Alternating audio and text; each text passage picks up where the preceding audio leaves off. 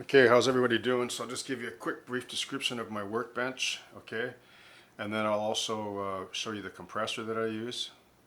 Okay, so here's the compressor I use for my airbrush. It's a little Makita 2 horsepower with a tank on it. It's got a good regulator on it so I can regulate the air from very low pressure to high pressure. For example, if I want to do the weathering pressure washing with the isopropyl alcohol, if I want to use an air eraser, a little mini sandblaster, you got to have one of these, okay? And they're worth every penny, so I recommend you get one if you want to advance your skills in the airbrush. Okay, and then I'll show you where I tuck my paints away. Paint supplies, glazes, glues are in an old desk. Here's my basic paint drawer. Brushes, Tamiya paints, oils in another drawer.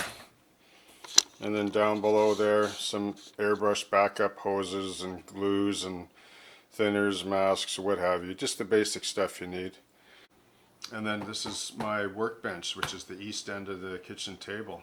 And then when I'm done, I sweep this away in 5 minutes. And when I want to build or model, I set it up again and everything's cherry.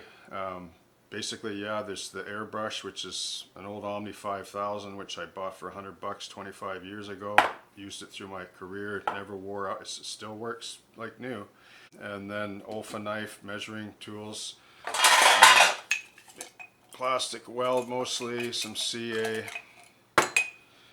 This is my toolbox I've had since I was a kid. I think this might be a new, older cookie box with basically, you know, the trusty X-Acto knife, spare blades, files, drills, tweezers, nippers. These I love, these little carbide stainless nippers.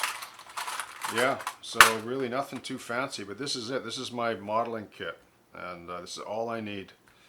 And then the compressor and airbrush, which is essential, and then the paints.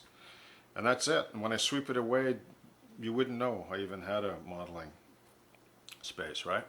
Okay, so thanks for tuning in. Happy modeling, and I hope you have a great day.